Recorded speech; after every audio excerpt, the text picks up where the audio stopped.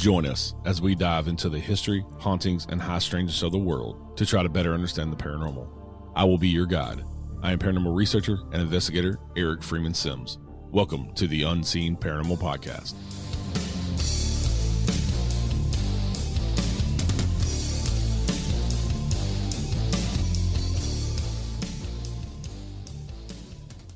Hey everybody, welcome to the 150th episode of the Unseen Paranormal.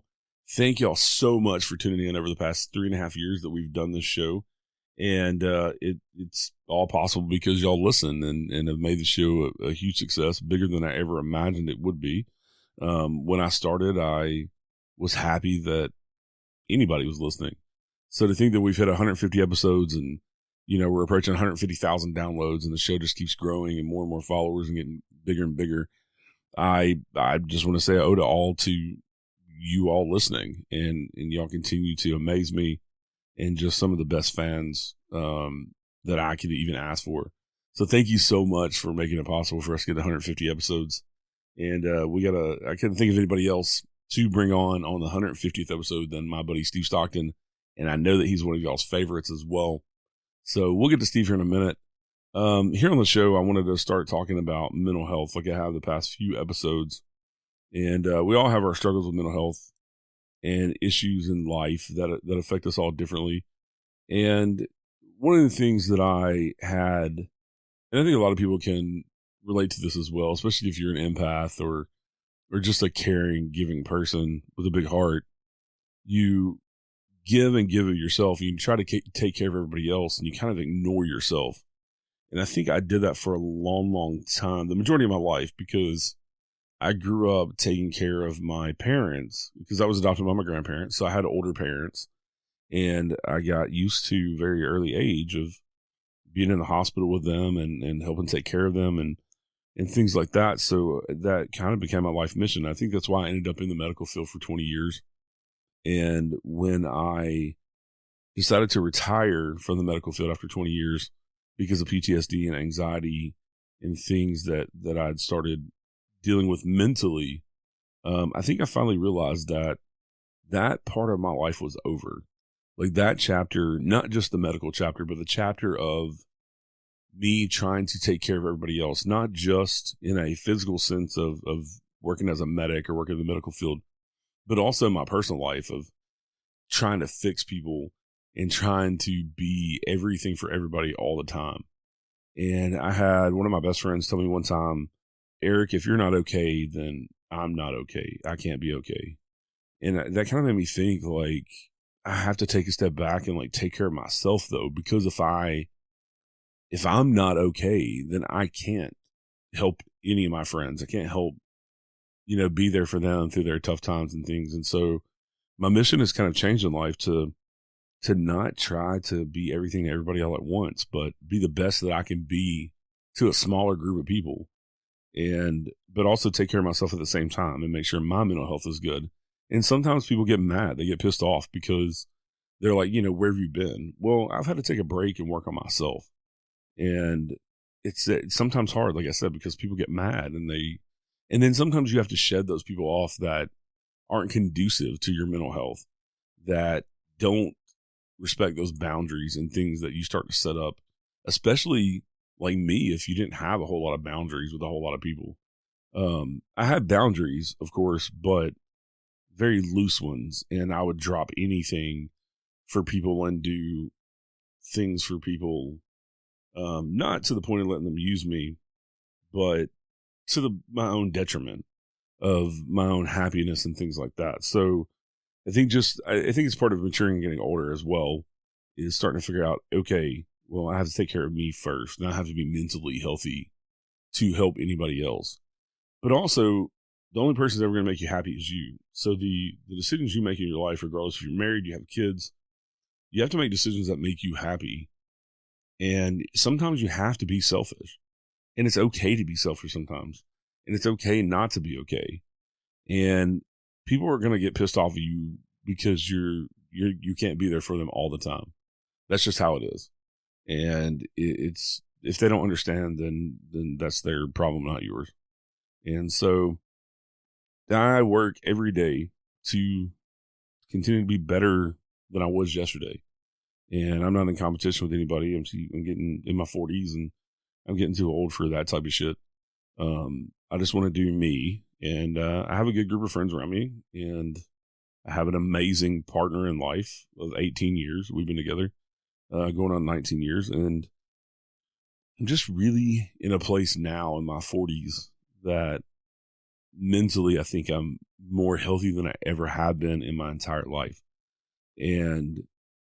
But it's been through a lot of work and also understanding and leaning on other people myself, leaning on my partner, Roger, at times when I'm not strong, and also leaning on my friends and getting rid of those one-sided friendships to where, those are the type of people that all they do is call you when they want something, or, when you call them because you need them, they're never there. And just shedding those friendships and those types of things like that. But, I'll quit rambling, but hopefully these talks, it helps me to talk it out with y'all, even though it's kind of one-sided for me and one-sided for y'all. But hopefully just understanding that somebody else out here understands you. Hopefully that helps. And I've gotten a few messages of people telling me they like that I've started doing this the past few episodes. So we'll continue with it. But enough of that for today. Next week we'll talk a little more about something different with mental health, but we're going to get on to today's guest, Mr. Steve Stockton. So y'all enjoy. We'll talk to you next time. Hey Steve, welcome back to the show. It's been a while since we chatted. Yeah, it's been a while, Eric. Thanks for having me back on. Yeah, my pleasure. And actually, I didn't tell you this before we started recording, but I set this up because you've been one of my most prevalent guests. Actually, you're going to be the 150th episode. So this is the 150th episode of the show. Awesome. Well, congratulations. Yeah, thank you. But you've been busy as well since the last we talked. You've had a lot of stuff in your personal life, but also professional life go on. So you've gotten married and moved across the country. Yeah, I've moved coast to coast in the last 2 or 3 years altogether. I went from the Portland, Oregon area to New Mexico to the high desert. And then now I'm in New England and happily married. Just celebrated our 6-month anniversary 3 days ago. So living the life and loving it. Yeah, that's awesome. Congratulations. And you look happier and healthier than ever. So yeah, I had one of my viewers say, love looks good on you, Steve, and I'll be darned if it doesn't. Yeah, it does. It does. The cool part about going from one part of the country to another with somebody like you who's a storyteller is immersing yourself in a completely different culture as far as paranormal wise, because New England is just packed with paranormal stuff. Oh, it is. I can't wait until warm weather to get out and start exploring. Each of the 6 New England states, there's all kinds of legends and ghost stories and paranormal stuff. I think Connecticut has more than any place, but there's a lot in the other states too. But I can't wait to get started. Boots on the ground, doing stuff on location here. Yeah, yeah. But you've also switched over to, you have your own channel now, Among the Missing, and you have over 100,000 subscribers. So congratulations on that. Oh, thank you. That was took a short amount of time. Really surprised me. I started it in I think February or March of last year, and passed 100K before Christmas. I think it was. Already got my plaque and everything. Last time I looked today, it was 102,801. So I must be doing something right. Wow, that's awesome. Congratulations on that. And everybody go subscribe to Steve's new channel, Among the Missing. It is great. It's the Steve Stockton Unleashed, because he is his own boss now. He can do what he wants. It's his channel. So I think it's even better than when you did the missing person mystery stuff. I think so. I've got autonomy, and that's what I wanted. And it's just the two of us. My wife writes the words, and I'm the voice. I do the video editing, the audio editing, and it's much easier that way when you don't have a bunch of people involved. Yeah, I couldn't imagine with the stuff that I do, because I started a new podcast as well, and then I'm getting into the video world. But I couldn't imagine having a bunch of people with their hands in everything and having to go through people to make decisions. I'm too used to making the decisions myself for my shit, So, yeah, it's a whole lot easier. And I've got some other channels in the works too. Currently putting together From Beyond. That's going to be kind of a paranormal style channel. Have almost 3,500 subs and no content up over there yet. So the anticipation is there. and it's going to be like a talk show format. Lee G from First Floor Audio, who's my musical director for Among the Missing and 13 Past Midnight, he's going to join me on camera from England, give a nice British perspective on things, and we've got some good guests lined up. Yeah, that's awesome. Hell yeah. And then my wife has Insomniac Radio Theater. I have a hand in that. It's just what it sounds like. It's quiet stuff, relaxation stuff. I'm going to be doing some guided meditation and relaxation and just plain reading over there. And then I've still got 13 Past Midnight. That's kind of a horror-based channel. Now, I've got a lot of my true stories and stuff from my books over there, but kind of mix it up over there a little bit. So I'm trying to not pigeonhole myself and have channels where I can do things that interest me, but have a separate channel for it, not just throw it all together. Right. Yeah, because I mean, you're definitely known for paranormal, but also for the missing person stuff, which is more true crime, and really, most of that has nothing to do with the paranormal. And Yeah. so, yeah, kind of separate that stuff out. Yeah, And at some point, I'll probably get into simply true crime too. I've got a channel set up for that called True Crime Breakdown, but haven't done anything with that yet. And I've got some podcasts now. Got the audio version of Among the Missing, and then I've got another one called Midnight Mailbox, and that's listener story submissions. That usually that's a big play on the channel, but I wanted to separate it from the missing people and kind of keep that as its own thing. And then yeah. I've got a third one that I just started called, you're going to love this, Ain't That Some Shit? It's kind of a modern day Paul Harvey type thing where I talk about strange or unusual little stories. There's a twist at the end, and then that's my tagline. Well, ain't that some shit? Yeah, yeah. I'll have to check that out, and yeah, I'll have to subscribe to all those podcasts. I do watch Among the Missing whenever I can catch it, whenever I'm not busy, and I can jump on there and catch it. And yeah, I enjoy all that stuff. And I mean, me and you have a lot of the same interests because not only am I interested in the paranormal, but also weird shit and just weird stories and interesting stories, interesting history, and also true crime is a huge thing of mine too. So that's why I started the new show, Strange Chapters, where I'm teaming up with authors and just narrating their stories. But it's everything from true crime to missing persons to, any good stories I can find. I'll have to check that out. I didn't even know you had a new channel. I've been kind of out of the loop Yeah. for a while, but I'll definitely go check that out.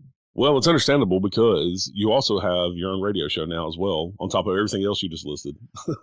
Yeah. I'm on the Clyde Lewis Ground Zero radio network. I've got a show over there called Everything Out There. Airs once a week for 2 hours on Sunday nights from 9 to 11 Eastern time. And then on top of all that we've just been talking about for 10 minutes that you've been busy with, you have 14 new books out. Yeah, just published my 20th one in 2023, if you count the one that I co-wrote with Cisco Murdoch. Yeah, so you have, there's 8 in the Mysteries in the Dark series, and then you have 3 13 Past Midnight books, and then 3 Legends and Stories books that you did with Jason Kent. Yeah. I don't even know where to start on those, but I guess the easiest way to phrase it would be the 13 Past Midnight books. Now, those are true stories as well, but it delves more into like each one's a chapter, go through different things, different places that are, again, true stories. And then the Mysteries in the Dark, those are other people's stories, kind of like what I did with Strange Things in the Wood, but just on a larger scale with a series like that. So, yeah. And then the Legends and Mysteries, Legends and Stories rather, that's where I go into a particular area like national parks, and this one in particular, or the first 3 are about trails in the series. Like the first book, Legends and Stories from the Appalachian Trail. And yeah, Jason Kent was my co-author on those 3.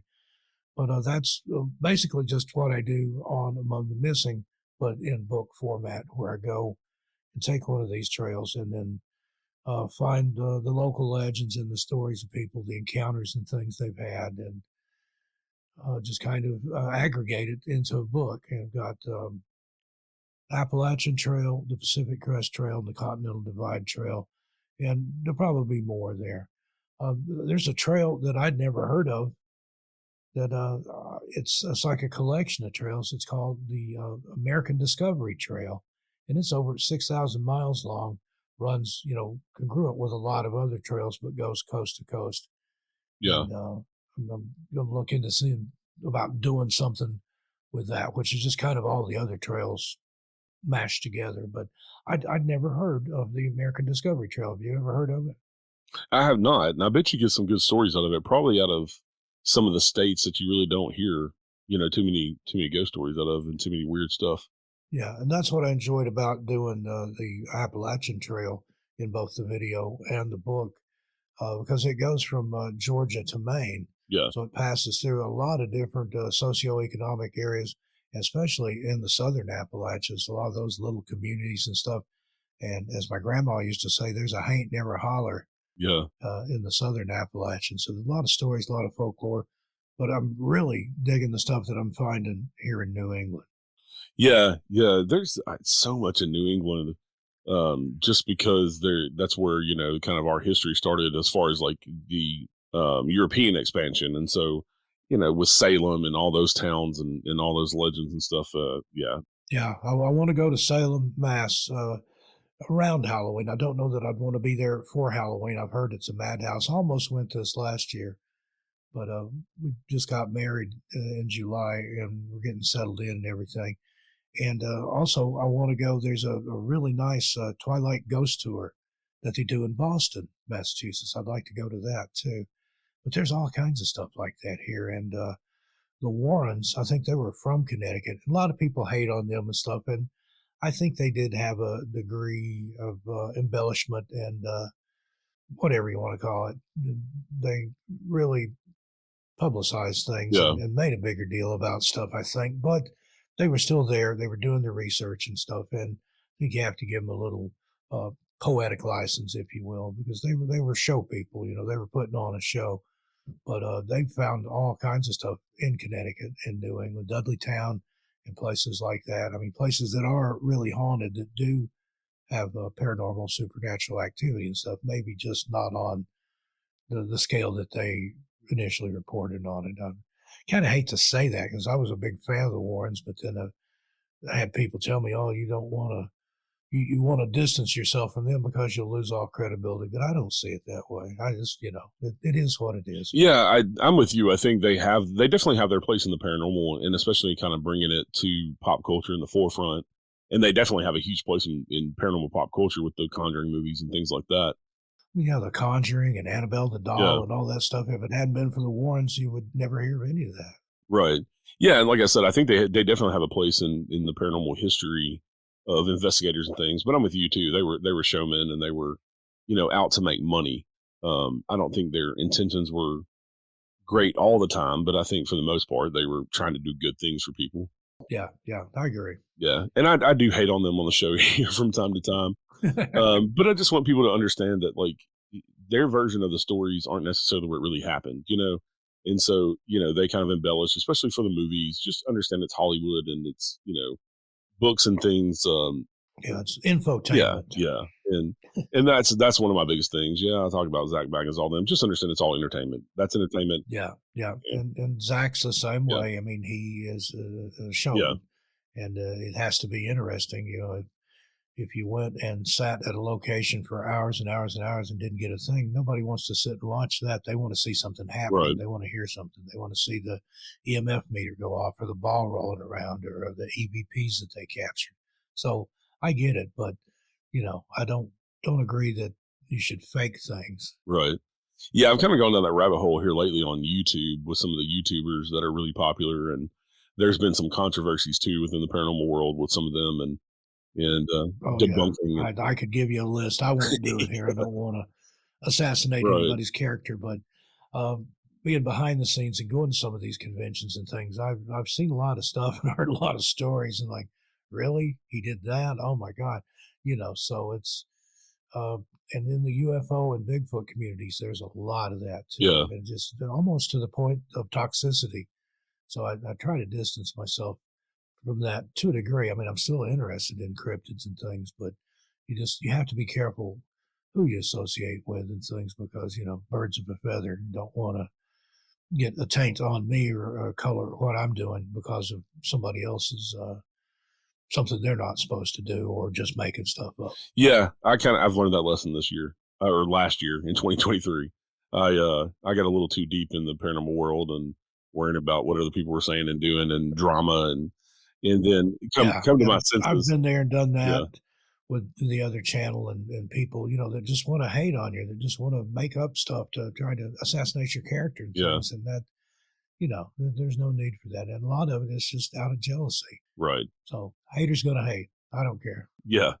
Well, and like I said, at least I came to my senses, and I'm a big enough person to say I was wrong, and try to be that way and make amends. So without getting any deeper into that, you know what I'm talking about. So Yeah, I know exactly. Been there, done that.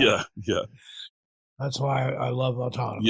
yeah, and that's what I've gotten back to because I just thought, well, that's how I've gotten to where I'm at now with the show and things, and like without getting deep in the paranormal world. And I do enjoy the conventions and stuff, but it is like a peeking behind the curtain and actually seeing the wizard.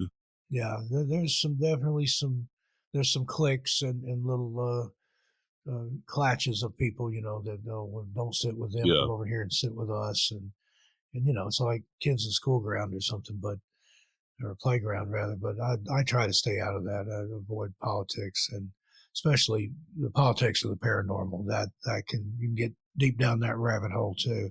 well, and I just learned in the paranormal world, if people are hating on me, it's probably because I'm doing something right. So There you go. yeah, it's a lot of jealousy and stuff. So And you get people that try to give you advice. That's the ones I like. Well, you should do this and you should do yeah, that. Like, well, unless you're doing better than I am, I don't really need advice. I right. don't think. And that's just kind of putting it blunt. Yeah, But, I just respect criticism when it's constructive. But for somebody just, I think you should do it this way or that way. I had somebody get mad at me on my channel because I had like a 25-second intro. I'm like, are you kidding me? yeah, Like this isn't TikTok. I'm telling a story here. I have a beginning and a middle and an end.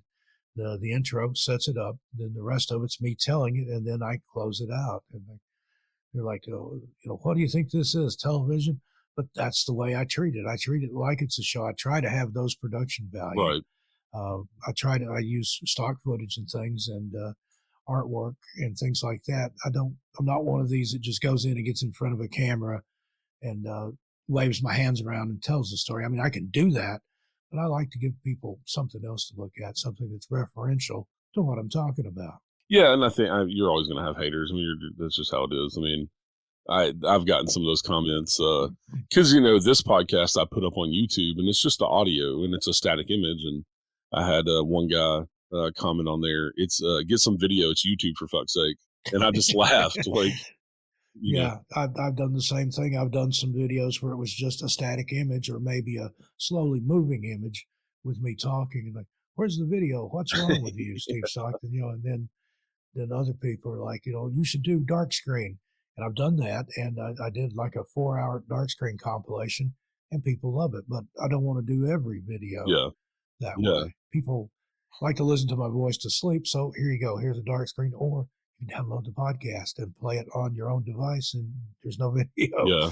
So it's a little bit of everything. And especially with the missing people stuff, I have to be careful with that because there are people out there, and I won't name any names, that omit facts or massage the data a little bit to try to make it more strange or spooky when majority of the time there's not really anything strange. Now, there are cases where people have gone missing under very strange, mysterious circumstances. Right. And I don't doubt that there are things out there that like that, either portals or Bigfoot or Dogman or UFOs or the Fae or whatever. But some of these, it's just people's own overconfidence and being underprepared for the environment that they're going into. Right. I mean, you go out on a solo hike in the mountains with not enough food, water, or appropriate clothing. If the weather changes, that's, you're probably going to get lost in the woods and I'll make a video about you.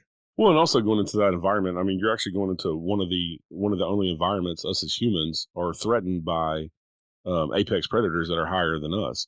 And so, you have bears and mountain lions and things that will attack you and eat you. And, people aren't used to that. And so, and it seems like also you get some of those people like you're talking about in the missing world. And I've seen this on some other channels like you're talking about, but it's kind of like the paranormal world where you have all these people in these paranormal groups that are trying to make everything paranormal. And so with the missing person stuff, you got all these people that are trying to connect Bigfoot or aliens to all the missing person cases when that's not the case. Like you're saying, there may be a small handful of them that, you know, are strange and weird and maybe, you know, portals and things like you're saying. But for the most part, you know, it's not anything paranormal connected. And I see that, you see that all the time in the paranormal groups. I agree. Yeah. And the people that omit facts, you know, this, I went to law school originally. And that was one of the first things they taught us, that a crime by omission is just as a chargeable offense as a crime by commission. Yeah. If you're leaving out facts intentionally to try to make it fit some spooky narrative so you can sell books or videos, then that's just a disservice to missing people and their families. I know that because I have a lot of people that'll come back and leave a message, you know, hey, that's my cousin that you talked about. Thank you for treating it with respect and talking about, you know, and they know that it's not aliens or Bigfoot, that they know that they did something. I said overconfidence or ill prepared, that's not a good combination if you're going out in the wilderness. Overconfidence, I think, gets more people. It's the experienced hikers that tend to have accidents and go missing and things, again, because, you know, they think, oh, it'll never happen to me until it does. But I also think what you do, you have with among the missing stuff and talking about these real people. I mean, there are real consequences to that if you don't do it right, because like you're saying, they have family out there that are listening, especially when, you know, you have a big channel like you're building over 100,000 followers and subscribers on there. You know, why wouldn't you think that it might get back to the family? And so, you know, your reasons for doing it, because I know you well enough, is that to put these stories out there, not to just create content, but to put these stories out there so they stay in the public purview, and maybe these people can be found or their families can find out what happened to them. And that's, if we had a mission statement, that would be it. That if we can bring one person home, or worst case scenario, give one family closure, then we're doing what's been laid on our heart to do. It's about the missing people. You know, it's not about my ego or this, that, and the other. And the only reason I have my name on the channel is when I parted with the other channel, nobody knew where to find me. So the easiest way was to put my name on it and brand it like that. And I've had so many people, you know, I wondered what happened to you. I wondered where you went to. Or there's somebody started a Reddit thread, and that sent thousands and thousands of people over to my new channel. So, but it's about the missing people and bringing them home. You know, that's a hashtag that I like to use. Bring them home now, bring them all home. And I've been doing, on Friday nights, I do a live segment where I do current missing person cases. Have maybe 20 or 30 cases or so, go through people that are missing within just a few days.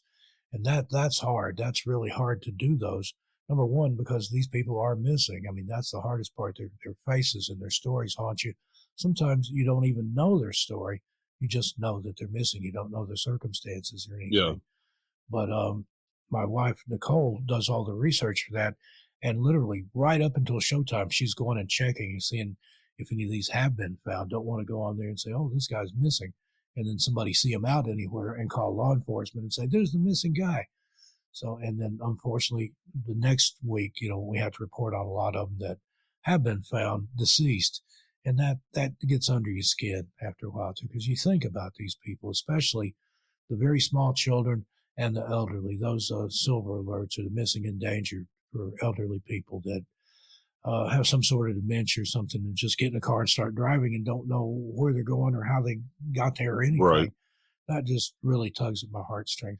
So I'm probably going to mix that format up and do something a little different, because those shows are still up there. They're archived. And if you go back and watch previous episodes, a lot of these people have been found alive and deceased. And I don't want that up there, you know, for the families to have to go back and hear that and see that, because, you know, at that time they had a glimmer of hope. And maybe, you know, it's been resolved and they are home safely. But then the ones that aren't found, it's sad, but, you know, that's just part of it, unfortunately. Yeah. That's one of the questions I was going to ask you, and you kind of answered it. You know, as far as cases that have been solved, because you've been doing this for many years and you have many books, you know, about different missing persons and things, and written many stories. And so I was just wondering about, going back and checking those and seeing if any of them have been resolved. Because I know, in the true crime genre, a lot of them are good about doing that, is going back and updating stories and things. And Yeah, well, the only thing about that is hard to do with a yeah, book. yeah, So what I do the books, I try to do cases where it's already been resolved or it's been so long that, it'd be just an amazing stroke of luck. right, If there, I mean, I've covered cases that were decades old, some over a century old. But as far as YouTube, yeah, like I said, I'm going to try a different format for those current missing person cases. I'd like to get them out within 2 days or out the farthest out a week or so since they've gone missing, because that's the most important time, usually the first 48 hours. And there's still some jurisdictions out there where you can't file a missing person report until they've been missing for 48 yeah, hours. And I'm glad to see a lot of law enforcement agencies have updated that policy to where you can, the minute you file a missing person report, then it goes into effect. They don't tell you, well, come back in 2 days. Could be too late. right, right. Yeah, and also, I mean, you have that first 48, kind of the golden 48 hours for any investigation, and I think a lot of them have figured that out. That it's very important to get on their trail quickly, Yeah. to resolve And things. the other thing that kind of gets hated on are runaways. But just because they ran away before, it doesn't mean they ran away this Right. time, or it doesn't mean that they ran away and something even worse didn't happen to them. I mean, there's all kinds of trafficking, kidnapping, all of these other things that can happen to a runaway. A lot of police departments, from what I've heard in my experience, is they don't really aren't that really serious about teenage runaways and stuff. And I think, to me, any one missing person is not any more or less important than another. And even if they have done it again, they got lucky if they made it back the first time. Anything could happen to a kid out there. We covered runaways that were like 11, 12, 13 years old. That the streets are no place for kids. Yeah, and just because they ran away of their own volition doesn't mean they're not endangered at that. After that. Yeah, there's all kinds of people out there, predators, if you will, human predators that'll take advantage of them, try to get them into drugs, prostitution, slavery, things like that. It's incomprehensible, some of the atrocities that humans commit to other humans. Yeah, yeah. One of my favorite sayings from one of my favorite podcasts, Sword and Scale, is the worst monsters are real. And we can talk about Yep. ghosts and Bigfoot and aliens and all that stuff and dogmen or whatever, but people will still be the worst because of some of the things that they're Oh yeah, capable of. and you have your Ted Bundys and you have your Israel Keys. They're still finding victims of his. There's still a list out there of people that they think he may be responsible for them going missing, because he would travel from, I think he lived in Washington State, but he would travel up here into New England or to the East Coast or down to Florida to ply his devilish trade. So again, and the FBI estimates that there may be as many as a dozen serial killers out there operating in that capacity that they don't even know about. Yeah, They suspect there's a serial killer that works the Appalachian Trail, and you think about that. You could be on the trail, get off the trail, commit a murder like Keys did, then get back on the trail. And when they put out these dragnets and block off the roads and check everybody's stuff, they're not checking the people hiking on the Appalachian Trail. They're stopping cars and things. right, right. So that would be for somebody looking for crimes of opportunity. I think that would be a great way to operate. Yeah, and you got people out there sleeping in tents and things without really any protection for somebody doing something to them. Yeah, yeah. We covered. We had a video of how dangerous is the Appalachian Trail, and we talked about that. The things that have gone on and things that almost happened to people, but they did. They were able to get away, or they had a firearm or something with them. And I think a lot of the state parks and national parks have eased up those rules now about going armed. Yeah, But it's for your own good. But anybody, male, female, juvenile, adult, I don't recommend anybody go solo hiking if you can possibly avoid it. That's, to me, that's just asking for trouble. And I've done it. And back in my younger days, I hiked all over the Smokies solo and hiked on the Appalachian Trail for 3 months. I didn't get very far because I was taking my time, but I started at what's actually the terminus in Georgia and got way up into Virginia. But I'd get off the trail and visit some little town or get a hotel room for 2 or 3 days. I wasn't in any hurry, but you couldn't pay me to do that now. Same with cold weather camping. I've woke up in the Smokies before in a tent with a foot of fresh snow on the ground, and now it's like, no thanks. Yeah, yeah. I do my camping in an Airbnb now. Yeah, in Tennessee, we have open carry now or concealed carry, so you don't necessarily have to have a permit to carry, but still inside the state park, you have to have a permit, but you can carry inside state parks as long as you have your handgun carry permit. So, and that's a good thing. And you get those, and to get those permit, you have to get a sheriff's card or go through the training, things like that. So, handling it responsibly. Yeah. That's the thing. So you have lots of new books. I'm sure you have lots of new stories as well. What are some of the stories that come to mind from some of the new books that you just found just interesting and kind of different than what we normally hear, normal ghost stories or normal paranormal supernatural stuff? Oh, I know there's a lot. Sorry, that's a loaded question. Yeah, they all kind of run together too. And one thing in the stories and legends from the Appalachian Trail, I ventured a little ways off the trail, and one of my favorite stories in there was kind of close to your area. It was Adams, Tennessee, the Bell Witch story. I'm sure you're familiar with that one. Like I said, that's not on the AT, but it's just just west of there. But I love that story. I've been to the Bell Witch Cave. That's one of my favorite stories of all times, just because of all the legend and everything added to it, and the books. And then growing up, even in East Tennessee, you heard a lot about the Bell Witch, even though that was in Middle Tennessee. In fact, when I was in grade school, we had a variant of Bloody Mary. But instead of going in the bathroom and shutting the door and calling Bloody Mary in the mirror, you went in the bathroom, shut the door, looked into the mirror, and said, "I don't believe in the Bell Witch." You say that 3 times, and she was supposed to come out of the mirror and scratch you on the face. Well, I was at a little party one time, mixed, boys and girls, probably 6th grade or something like that, and somebody dared somebody to play it, and sure enough, the little girl went in the bathroom, comes running back out screaming, and she had 3 scratches on her face. Now, did something really reach out of the mirror and scratch her, or did she do it herself for the clout, as they say nowadays? But, it scared a room full of kids at that time. Yeah. And then the other Bell Witch legend was the library book about the Bell Witch, the one written by the Bell family. I can't think of the title of it right now. But the big library in downtown Knoxville, you would request it and go look for it. It was never on the shelf, and it was that way for a couple of years. Well, then eventually it showed back up, but they put it in the special collections where you could only look at it in the library. And I'm guessing probably the real reason is just because of the legend and things. It was probably a book that was popular to go missing, if you know what I mean. People helped themselves to it. And but the story that was passed around was it was out all that time because they didn't know exactly where it was.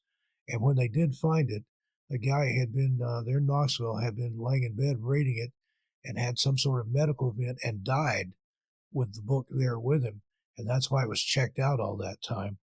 And then when it came back to the library after it'd been there with a corpse, they put it in the special collections because there was a rumor that it was cursed. So it's just those little things like that, that you, growing up near where the legend was, that I included that one in there. Another place along the Appalachian Trail is Dudleytown that I mentioned earlier that the Warrens looked into. They considered that whole area possessed. And a lot of that is just, I think, embellished because, there is the remains of a town there and a lot of misfortune and things did happen there. But then descendants of the Dudleys say that there's nothing to the curse. But it's you can get arrested for even going there and looking around. It's one of those places. Oh, wow. I can't think of the name of the company that manages that, but it's like the Dark Forest Association or something like that. And they're very adamant about you don't go there and fool around daytime or dark. You get trespassed out of there. So I think there's something there. Now, again, I don't know how much of those stories are urban legends or like the telephone game, Right. where each person adds on to it a little bit, they hear it. But I think there's something to that. And even here in New England, there's a cemetery called Spider Gates Cemetery. You can look it up online. All kinds of stories there about witchcraft and hangings. And again, I don't know if all those things have happened, but I'm going to go check it out. And it's actually a Quaker cemetery, Quaker Friends Cemetery. It's I think it's in Leicester, somewhere in Massachusetts. But the pictures and the stories and things that people told about it makes me want to go check it out. See, I hear something like that. It's not a place to avoid, but a place to head Yeah. to. And that's one of the books I've got in the works. I want to do a sort of a paranormal travel guide, and there was a book that came out in, I believe, '78 called Weird America by Jim Brandon, and it's long out of print. And in fact, I don't think I even have a copy of it now. I've sold off all the copies I had when it got up to several $100s worth. But I've got PDFs of it. And if you like, I'll send you one. Yeah. But he went through America and broke it down state by state and talked about these places that you could actually go visit. Now, some of them are hard to get to. Some of them you probably get arrested or shot at for going there. But it was, a travel guide for the adventurous paranormalist. So I like things like that because you hear these tales, and then I've been in situations like in Upper East Tennessee when I lived in Mountain City for a brief time up there. I heard a lot of stories, but you had to find somebody local that knew it, that was willing to take you and show you where it was or tell you how to get there.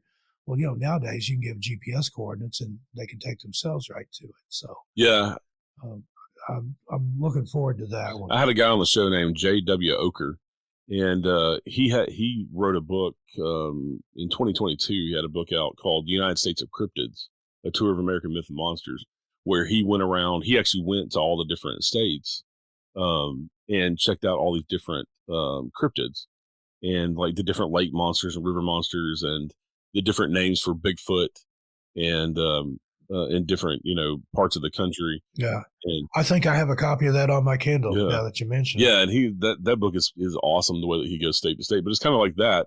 But he just did it for cryptids. Yeah, it's fascinating. I love the cryptid stuff too. Not too far from where I live here is the Dover Demon. Yeah. And I actually met one of those witnesses back when I was in college. It was I don't remember, spring or summer break. I'd gone up to visit a friend that was going to NYU, and they're like, we know where there's a house party in Massachusetts. So we all took off one night and went to this house, and it was in Dover. And I'm just sitting around. I didn't know anybody was there. Didn't even really know the people that I was with. I knew one person that I'd gone to high school with. And one of the people at the parties, like, they could tell I wasn't from around there, it was my accent. But like, they asked me how I liked Dover. And I said, oh, I love it. I've read about it. And they're like, really? And I said, yeah, the Dover Demon. And they're like, the Dover Demon? Holy crap. And they started yelling for Bill. Bill, come in here. And it was, now there was two witnesses to that. One of them's named Bill and the other's named William. And for the life of me, I don't remember which one I met, but I actually met at a house party in Dover one of the guys who had witnessed that I want to say that was in the 77 or 78.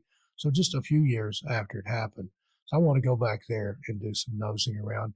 And especially with cryptids and things like that, those are the stories I love, where it's just kind of a one-off thing that a handful of people saw it on 2 nights and then they never saw it again. Although I have heard that there were other sightings for it previously and after.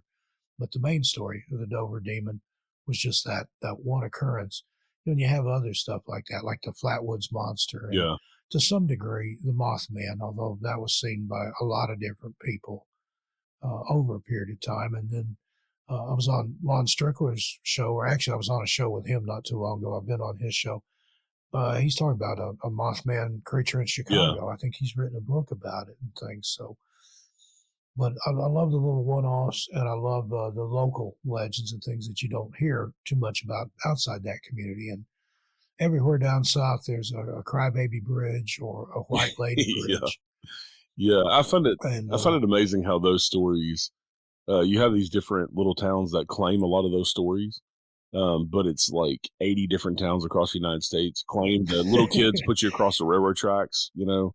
yeah, Yeah. yeah, that's the most famous one I think is in Texas, but there's several other places where there's Sensabaugh Tunnel in just outside Kingsport, Tennessee. Same thing. If you sprinkle flour on your car and pull in this old railroad tunnel, it's not used anymore, but you'll find little handprints on your car. But I love stuff like that. And one of the things I've done in the past, I do readings for my books, and I've done book signings, at bookstores and at conventions and coffee houses and things. But one of my favorite things to do is go to retirement homes and do a book Yeah. reading. And, a lot of times it's just like, oh, there's no bingo tonight. We got to listen to this guy.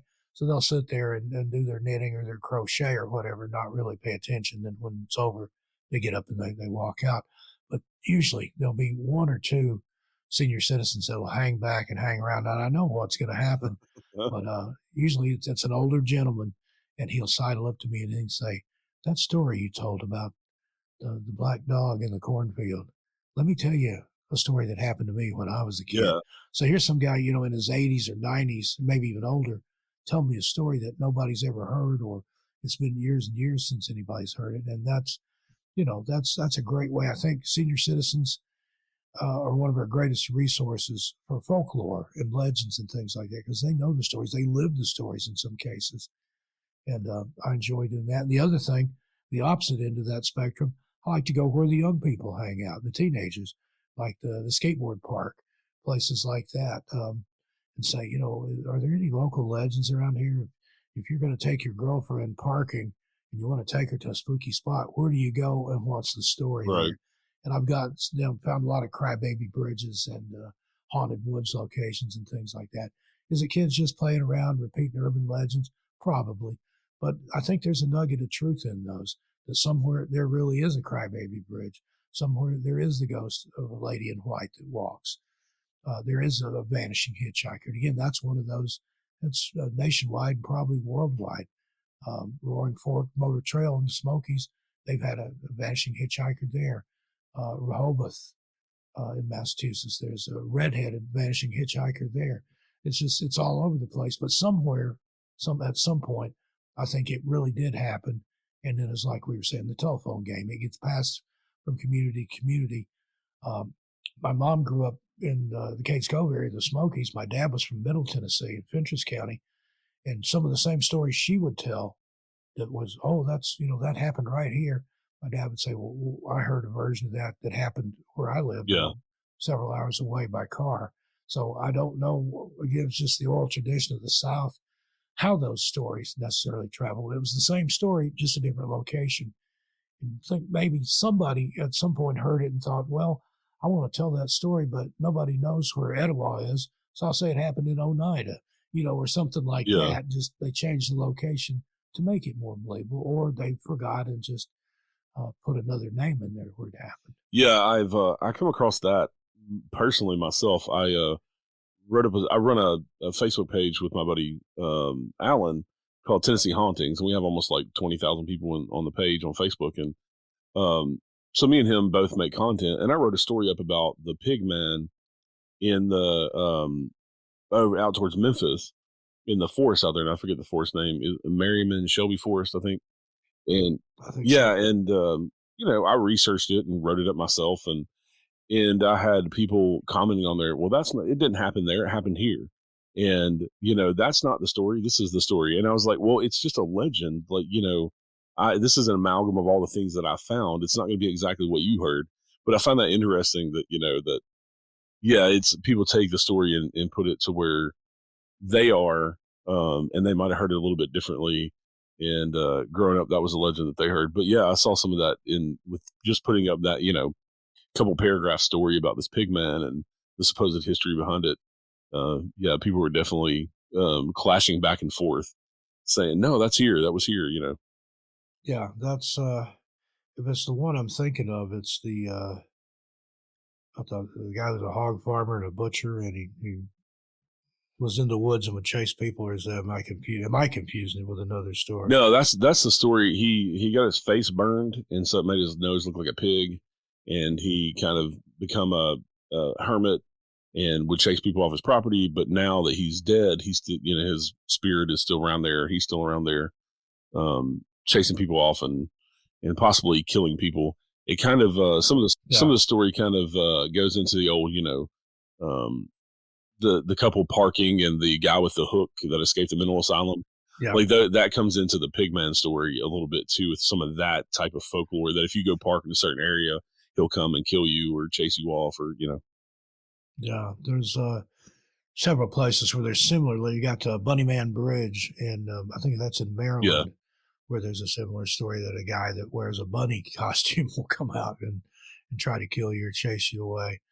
But I love those kind of legends and stuff. And then you've got Clinton Road in New Jersey, all the stories of the Phantom trucks. And there's a Crybaby Bridge on that road, too. And what else? The Shades of Death Road is another one up there. There's all kinds of stuff. That's not in New England. I think that's considered New Amsterdam, those states. But the 6 states that comprise New England, there's so many legends and hauntings and weird things going on. There's a book in there. There's a book. There may be a book just on Connecticut. I'm finding so much stuff there. My wife and I started doing some research on stories and legends in New England, and there's a whole lot of stuff in Connecticut. Yeah, and that's like you said with the Warrens. You of course heard with the Haunting in Connecticut movie and all that stuff, but you don't hear. That's one of the states you don't hear a whole lot of stories come out of, even though there's a whole history to that state and being one of the 13 colonies and all that stuff. But you don't hear a whole lot of cryptids or supernatural paranormal stuff coming out of there. Yeah, and I'm just amazed at some of the legends that I've found here. And going back to the indigenous people, the Native American tribes and things in here, in the Bennington Triangle, there's a creature there in the woods that can disguise itself as a rock. And if anybody steps on it or steps too close to it, it opens up, it swallows you, and then spits you back out after it gets whatever sustenance or whatever it's after there, your life essence or force or whatever. But in that same area, this was back in the 20s, I think. There was a hunter that went missing, and when they eventually found him, he was in the middle of the woods. It looked like he had been quote unquote squeezed to death. So was it the rock creature that got him? And they've also had sightings of some sort of Bigfoot or Sasquatch creature up there too. One story I read about that was in the same area. A stagecoach got stuck in the mud. The guy's trying to get the coach unstuck, and the people in the coach said that a big, hairy, man-like beast over 7 or 8 feet tall came running out of the woods, turned the stagecoach over, and then looked inside the window at him, screamed, and ran away. So I guess he didn't like what they looked like. But those are very New England-centric stories, and a lot of tales like that. A lot of strange missing people up here. There was one guy that disappeared from a bus. That's the only one of those I've ever heard. He was on a bus full of people going from one town to another. And when they got to where they were supposed to get to, his stuff was still there, but he wasn't there. Oh, wow. None of the passengers nor the bus driver saw him get off. Where'd he go? Right. That's just amazing. Yeah. Those are I think the missing person stories that fascinate me the most. One of I guess it's a famous one that I've heard happened back, I don't know how many, probably 100 years ago or more. But there was a farmer that was walking across the field and just disappeared right in front of his wife's eyes or something.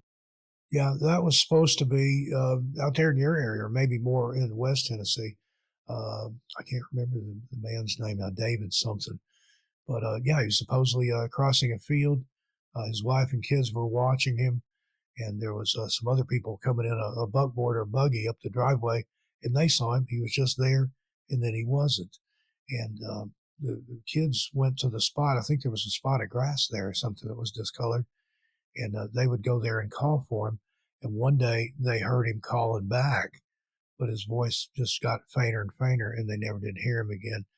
Now, I've had people say that that's just a bit of fiction. I think might have been a Twilight Zone episode. I want to say Ambrose Bierce wrote the original story called Problems, a problem encountered when crossing a field or something like that.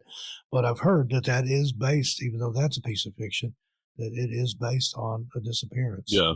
And that was one of the first ones I ever read in Frank Edwards' books. He's a big inspiration to me as a child. He had Stranger Than Science, Stranger Than Fiction, and then I think Stranger Than That or something. He had a whole series of them. He'd been a radio guy and a newspaper reporter.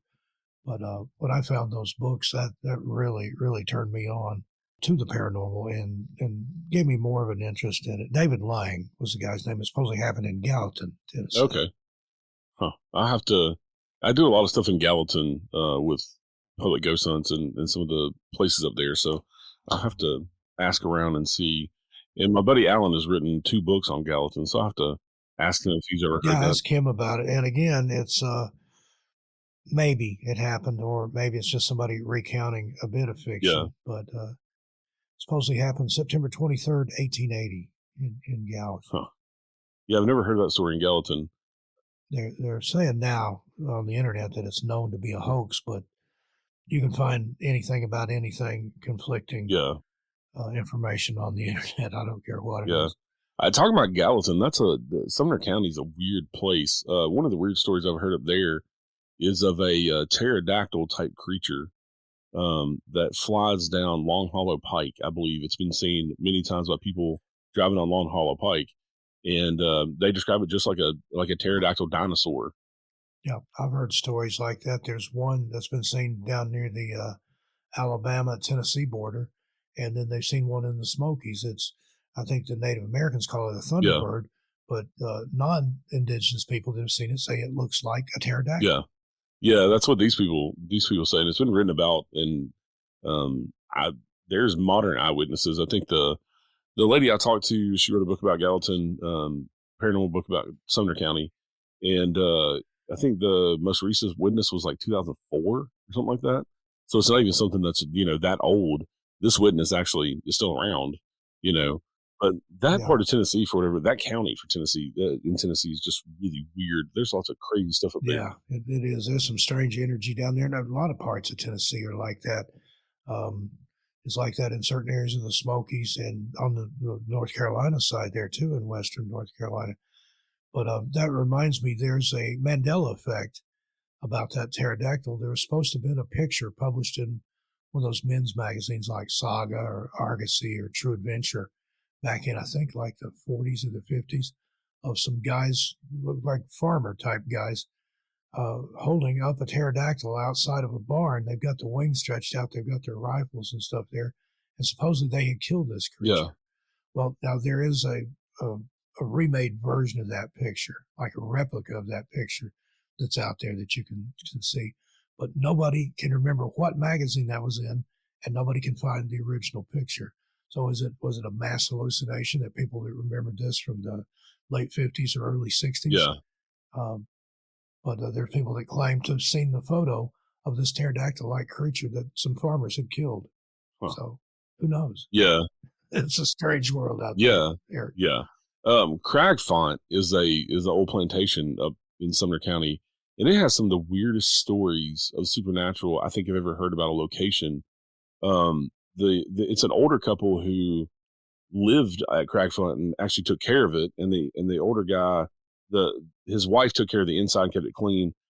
And it's been a state historical area, and people have gone and toured and things for years, but they were just the caretakers. Well, he was out on the tractor mowing the big field out in front of the place one day, and his hat flew off and just caught fire. Flew off his head in the middle of the day and just spontaneously combusted.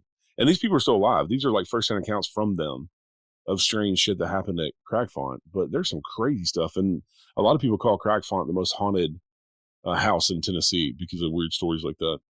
Yeah, and I didn't go in and take the tour or anything, but I've driven by there. I think that's in I don't know how to say it, Castilian Springs or something like that. Springs. Yeah, and it just looks spooky. Yeah. But I drove by it one time, but didn't go in and visit. There's a lot of places like that. There was I believe that was there before Tennessee became a state. I think that was there when it was still the state of Yeah, Franklin. yeah. And that was the original old road that went through to Knoxville and on past, to the East Coast and stuff. But look at that up here real quick. Yeah, it was James and his brother George arrived there in 1785, and I think Tennessee became a state in 1796. Is Yes, that right? yeah, 1796. Reaching back from my Tennessee school days. Yeah. Yeah. Yeah. I love those locations that people have never heard of like that, unless you are local for the most part. You really don't hear about like Craig Font. And then there's also if I live in the town called Fairview, it's a little small town, but up there's a plantation called Fairview. And they say that it was actually the house itself was the inspiration for the Gone with the Wind house in the movie. Yeah. And that place is crazy haunted as well. But just those places that nobody's ever heard of. And that's why I love your books, because you have a lot of stories that people have never heard of. You write about things that people, stories and legends and things. And you kind of do some digging, like with the Appalachian Trail books and those trail books. You're putting out stories out there that people have probably never come across unless they live in the area that those stories take place in. Yeah, and I did that with the National Park Mysteries and Disappearances series too. I got 3 of those and more on the way. But the first book was dedicated just to the Great Smoky Mountains National Park and surrounds, and that's like there's a place there in Sevierville called Wheatland's Plantation. And unless you're local, you probably never even heard of that. But it's one of the most haunted spots in East Tennessee, I think. I know people that have seen stuff flying around in there. People that have seen lights in there and shadows in the windows and stuff when there was nobody in there and it was locked up tight. And there was the father was murdered by his son there. There's still, when you go into the parlor of that house, there's still bloodstains on the floor. I mean, it's a very active location. Yeah, and last I heard, it has new owners as a couple of years ago, and it sat empty for a while, and it has new owners that were renovating it, but they're also interested in the paranormal. So I think they were going to open it up. I think a long time ago it was open for paranormal investigations, and they did like ghost tours and things. But then somebody bought it, and they weren't interested in any of that. And now these new owners are going to actually allow investigations and things in there again. Yeah, and I think they still do ghost sessions at the old Brushy Mountain State Pen there in Petros, Tennessee. Yeah. I know Michael Laciano went there and did some EVP stuff, and he got some shocking voices and things on there. But I think about that. I think it's just him that stuff's attracted to. He could go in there with a Fisher Price recorder, I think, and get EVPs. It's just him. He uses some kind of, I forget what it is, some kind of Canon reel-to-reel or something like that, some kind of reel-to-reel recorder, a big giant thing. But he gets some of the most amazing clear EVPs that I've ever heard. I was just at Brushy for the first time a few months ago, and back in November, and that place is amazing. We caught some interesting stuff as well, mostly audio stuff. I'm actually going back in April to do another night out there. But yeah, Brushy's is a crazy amazing place. The history of it is insane because it first opened in 1896 as a work camp for a coal mine, and it's one of the biggest coal seams in the world. It runs through the mountains there, and the people that own the coal mine actually partnered with the state to bring in prisoners to do the work, and they weren't treated very nicely, and it operated until prison until 2007, I believe. And like you said, all the history and stuff runs together. So it was the early 2000s when they had the last prisoners at Brushy. And it's been a couple of years ago now, but I spoke at a UFO convention in San Francisco, and I wanted to spend the night in Alcatraz. I think they have those overnight ghost stays there now. Yeah. I've been there, but I'd like to do an overnight ghost hunt in it. But that place it feels off. And not too far on down there in San Jose, you've got the Winchester Mystery House. And somebody told me that they're doing, allowing occasional overnight investigations in there. I would love to take part in one of those. I've always been fascinated by Sarah Winchester in that house. Yeah. Who was I talking to? I talked to somebody not too long ago who lives out there in the San Diego area, and they have gone and investigated the Winchester house at one of those. I don't know if it was an event or they rented it out overnight for themselves, but yeah, they have actually investigated the Winchester Mystery House. Yeah, that's just the history of that place. And supposedly, she was afraid she was going to be haunted by the spirits of people killed by the Winchester rifle. So that was, a lot of people, Native Americans and settlers and pioneers and outlaws and gunfighters and things. So who knows? But yeah, the construction never stopped on that until she died, and a lot of that was destroyed in had a big earthquake out there. I think it's 1910 or something like that that shook part of it down, but it's still massive and sprawling. Yeah, that's one place I'd love to go. I need to get out to the East Coast and go. I've never been to Alcatraz. I've been to the East Coast because growing up, my dad was a truck driver, but I've been out to up down the East Coast. I mean the West Coast, not the East Coast. But I've been out to California many times, just never as an older adult to actually go to a lot of the places. But Alcatraz would be amazing. Definitely a bucket Yeah, list place to investigate, like you're saying. and if you're up in that part of California, Mount Shasta is a must Yeah, see. There's a lot of weird energy up yeah, with the there. Lemurians and all that crazy stuff. Yeah, the Marians and the Bigfoot and the UFOs. It's basically like an international airport for Yeah, UFOs from what I've heard about it. I've been up there a couple of times, and it's strange. I still smoked at the time. I'd stayed in the next little town over. I can't remember what the name of it is, but I stayed at Shasta View Lodge and had a great view of the mountain. And I'd gone out about 2 o'clock in the morning to smoke a cigarette, and I felt like somebody was just intently watching me. And I whipped around going to catch him, and it was the mountain. Mount Shasta was right there behind me, and it's like the mountain was watching me. And I saw some lights and things up on the mountain, not like small lights like the Brown Mountain lights or anything like that. These lights would have had to been the size of like a jetliner or something, but they were on the mountain. It wasn't anything flying by or around. And then those lenticular cloud formations that you get up there. There's a weird energy there. Sasquatch all over the place, and the woods are real squatchy. The woods are yeah. thick, and it's just I don't know. It's got its own aura about it. Yeah, there's it's just one of those places like Skinwalker Ranch or the Bridgewater Triangle up where you're at now is the Bridgewater Triangle, but just areas that are weird, that Alaskan Triangle. There's just places that for whatever Yeah, reason have that different energy and more. just have that. There's a Nevada Yeah, Triangle. There's Great Lakes. There's a lot of places. There's triangles. I don't know what it is about the 3 points of land there that do that. But yeah, here you've got the Bennington Triangle and the Bridgewater yeah, Triangle that are close to each other, and frightening stuff, yeah, yeah, but interesting. yeah, yeah. Now I may be mistaken, but I think that I heard you say that you were part of a publishing company now, or starting your own book publisher. Yeah, we have Society Publishing. That's my wife and I. We're going to publish some authors that we like and see how we do with that. I've got some lined up. Don't want to talk about it just Okay. yet, so don't get sniped away from us. Yeah. But got some good books on the way, and we're going to be publishing some of our books through that imprint as well. Awesome. That's awesome. Yeah. Might as well do your own thing. I mean, you should be well versed in that world by now.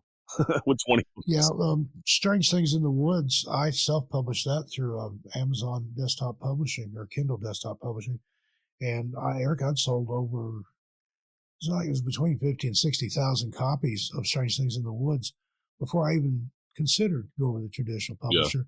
And the only reason I did at that time, I thought it'd probably done about all it was going to do, but that breathed new life into it. I went with Beyond the Freight Publishing, which, if you know Shannon Yeah. Monroe, Yeah. that's her, and G. Michael Huff's or Hoff, I think is his last name, publishing company. And they've been good to me, and I'll still be doing some books with them, but I'm going to branch out and do a little bit of my own thing too. I love the nuts and bolts of publishing. I like the cover design. My wife loves to edit and things. So why not? Yeah. Yeah. Yeah. I'm going to branch off from that world myself this year. I'm going to finally have my book done. So it just taking the back burner with doing the big expo we did last year and a lot of other things, but I will finally have my book done. Yeah, looking forward to that. So, but yeah. So, what else do you have coming up? Of course, you have all the books out now, all those 14 books, and Yep, all the books out. That's like I said, that's 20 if you count the one that I co-wrote with Cisco yeah, Murdoch. We're All Children in the Wilderness of the Afterlife, a guided tour through a haunted life. Took me about 2 years to be able to say that. Um, she likes those long titles. That was really her book. I just kind of followed along behind her and did color commentary, if you will. She did all the heavy lifting, but it's still a great book. yeah, And got more books in the works. Got these the podcasts that I'm building, growing. Got a couple other YouTube channels in the works. What else? Of course, got the radio show. Just last weekend was the 15th episode of that. Having a lot of fun with that. It's weekly on Clyde Lewis's Ground Zero Radio Network. And we'll be doing some boots on the ground stuff here in New England. And again, there'll be some videos and some books, or at least some articles and things that will come out of that too. So stay busy. I love it. Yeah. Do you have a website yet where everybody can keep up with everything you have going on? I don't have just a sole website now. I've got domain names that point to some of my YouTube channels or my Etsy shop. Now that's another thing I'd like to offer your listeners. The 5 of my books I've got in my Etsy shop, you can get a signed copy sent directly from me. I'll inscribe whatever they want as long as it's not an IOU or adding you to their will, and put you some freebies and stuff in there too. But yeah, at some point I do need a website just as a catch-all for everything that I'm into. But I've done that before. In a previous life, I did website design, and I'm self-taught. And I don't have a taste for it. It kind of left a bad taste in my mouth, so I have to hire somebody to build me a website. But that's coming. Yeah, I just figured, I kind of like, with everything you got going on, you kind of need a central. The website is a good idea. I need one. Everybody else has got one. But I like. Are you familiar with the Belief Hole podcast? Those guys over there. Yeah. They've got their expansion that they do, which is kind of like their version of a Patreon. But I'd like to have something like that, and then just make that the catch-all for everything. Those guys are going to be joining me on Among the Missing. They're going to come on and talk about strange disappearances. So I'm looking forward to that. I was on their show, I think it was in 2022, and that was probably, other than this one we're doing today, that was one of my favorite interviews that I'd ever done. And the YouTube version of that has had almost 300,000 views. It's the most viewed video on their channel. Had a lot of fun with Chris, Jeremy, and John. But a great bunch of guys. I'm looking forward to see where that leads. Said I've got From Beyond coming up with Lee G from First Floor Audio. That's a YouTube channel that's in the works. And Paul Sinclair, Truth Proof, in the UK. He's in North Yorkshire, I believe. Are you familiar with Paul and his books or documentaries? Yeah. I've been on his show a couple of times. He and I are going to be collaborating on something. So got a lot of irons in the fire, Eric. But like I said, that's the way I like it. I'm an Aspie, and that's the best way I can work is so I don't get writer's block. I'll never run out of anything to do. Yeah. So I've always got something I can jump over to and take off until I'm ready to come back to the other thing. So I always write like 5 or 6 books at a time now. Yeah. And I'll put all the your links in the show notes so people can check out all the new YouTube channels and stuff and all the new books you got going on. But it's always a pleasure, Steve. Thank you so much for coming on the 150th episode of the Unseen Paranormal. Yeah, how about that? A landmark episode there. Congratulations on 150 episodes. And we'll talk to you offline, but I want to get you on the radio sometime soon. Yeah, for sure. Yeah, I'd love to. All right, everybody. Y'all stay safe out there. We'll see you next time.